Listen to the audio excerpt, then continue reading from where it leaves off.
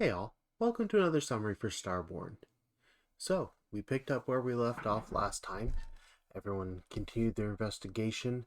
Half the team went up and met with Professor Alberta to talk about the cylinder bots, on the way finding that two of the security guards had been replaced by them.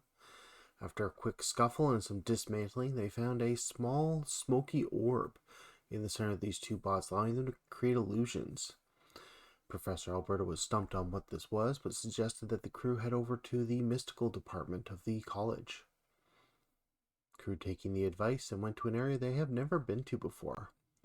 The square, flat building that they have seen in the distance a number of times but ignored began to twist and spin upwards as they approached, stretching out into a long, weird tower. At the door, a student waited for them and was brought to the professor in charge, one of the two mystic professors, Trina Canna. Canna was a diviner, as the players discovered, and dropped some clues about different players' past, but took a great interest in the orb. After a quick enchantment on it, the orbs were returned, and Karina made it so that if the characters were able to bring the orb and have it touch its original creator, it would begin to glow in a bright flash. As the players headed out, she wished them luck and told them not to forget to get their milk. The crew was a little perplexed by this, but headed off and returned to Dr. Alberta to report and discuss what was going on, and started to hunt down the different cylinder bots that were using illusions.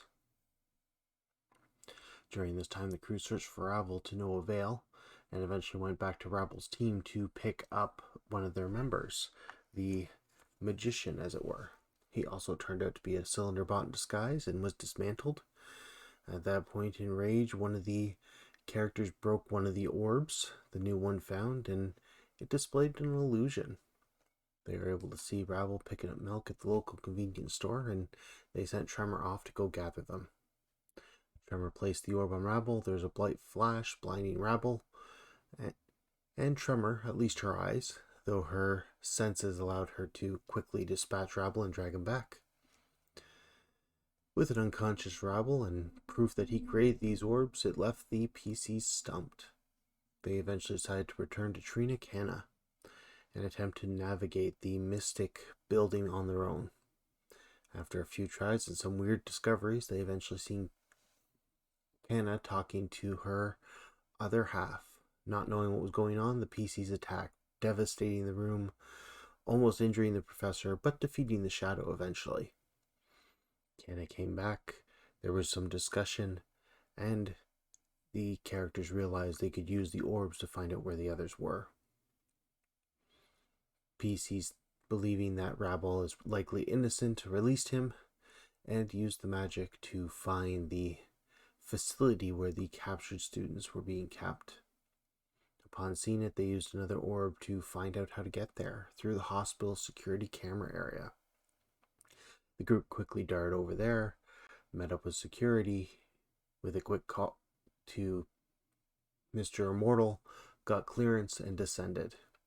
Upon arrival, they found a secret lab where the students were being kept, and numbers of cylinder bots were working away while 3 green flames hovered above the pods. Leaping into battle, that is where we left off. Alright guys, look forward to seeing you October 9th for the next game. Hope everyone's having fun. Catch you then.